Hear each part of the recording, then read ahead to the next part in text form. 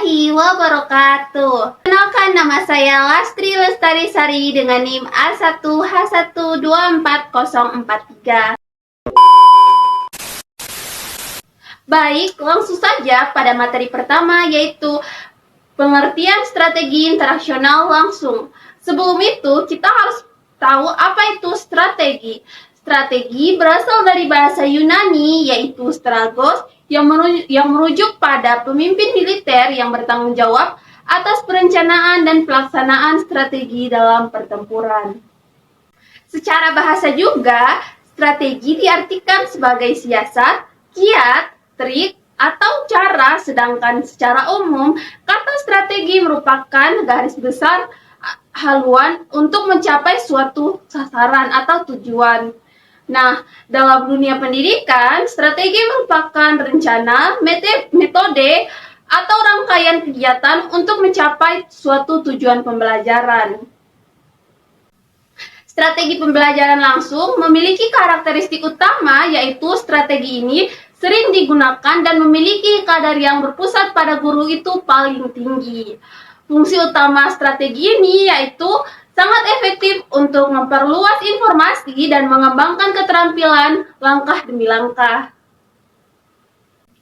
Menurut para ahli seperti Paul Egel dan Don Coate, strategi pembelajaran langsung yaitu berpusat pada guru tetapi memberikan peluang atau ruang untuk meningkatkan motivasi siswa.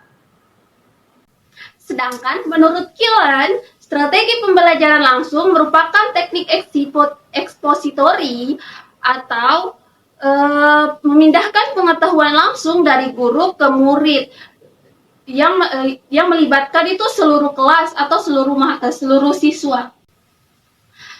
Selain itu, ada 5 metode strategi pembelajaran langsung, yaitu ceramah, tanya jawab, pengajaran eksplisit, praktik dan latihan serta demonstrasi.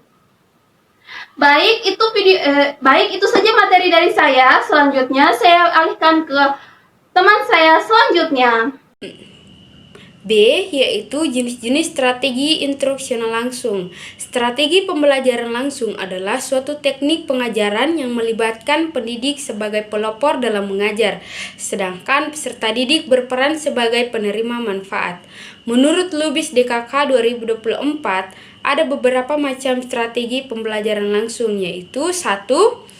Ceramah. Dalam hal ini, pengajar melibatkan atau memberikan data kepada peserta didik secara lisan dan peserta didik mendengarkan serta mencatat data yang disampaikan oleh pendidik.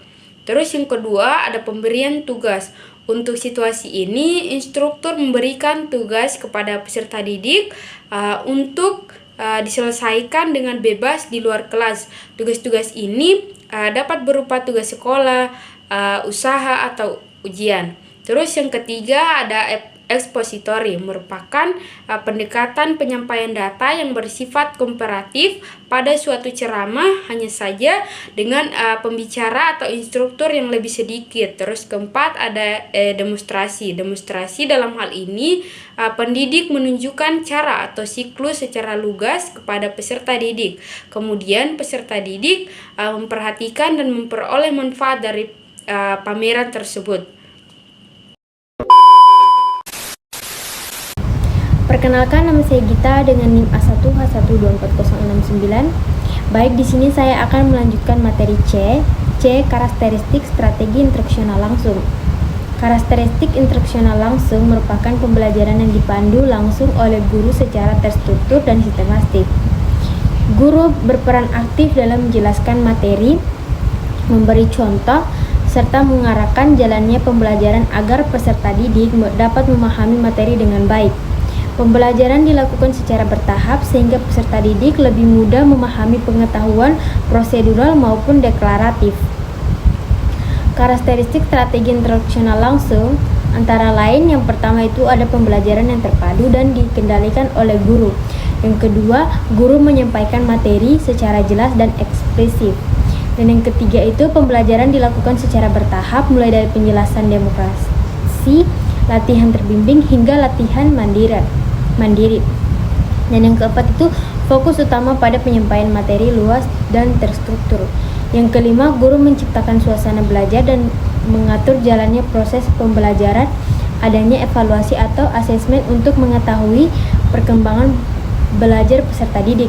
Dan yang terakhir atau yang keenam itu, peserta didik memperoleh pengetahuan melalui penjelasan dan contoh dari guru.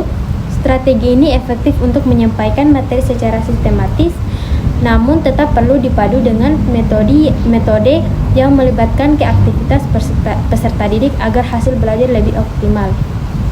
Baik, mungkin itu saja. Baik, saya akan melanjutkan materi selanjutnya, yaitu D. Kelebihan dan kekurangan strategi instruksional langsung. Dalam penerapannya, di proses pembelajaran strategi ini memiliki berbagai keunggulan yang dapat mendukung efektivitas kegiatan belajar mengajar. Namun di sisi lain juga terdapat beberapa keterbatasan yang perlu menjadi perhatian bagi pendidik. Oleh karena itu, penting untuk memahami kelebihan dan kekurangan strategi instruksional langsung agar penggunaannya dapat disesuaikan dengan tujuan dan kondisi pembelajaran. Kelebihan strategi pembelajaran langsung adalah sebagai berikut. 1. Dengan strategi pembelajaran langsung atau direct instruction, guru mengendalikan isi materi dan urutan informasi yang diterima oleh peserta didik sehingga dapat mempertahankan fokus mengenai apa yang harus dicapai oleh peserta didik.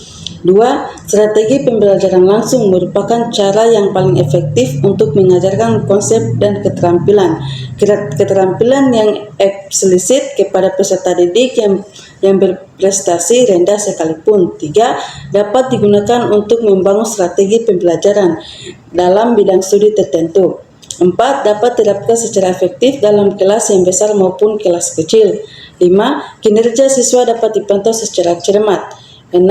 Dapat menjadi cara yang efektif untuk mengajarkan informasi dan pengetahuan faktual dan struktur kelebihan sebagaimana yang telah dikemukakan di atas. Metode pembelajaran langsung juga memiliki kelemahan. Adapun kelemahan dari strategi pembelajaran langsung adalah 1. Guru memainkan peran pusat dalam model ini, maka kesuksesan pembelajaran bergantung pada image guru.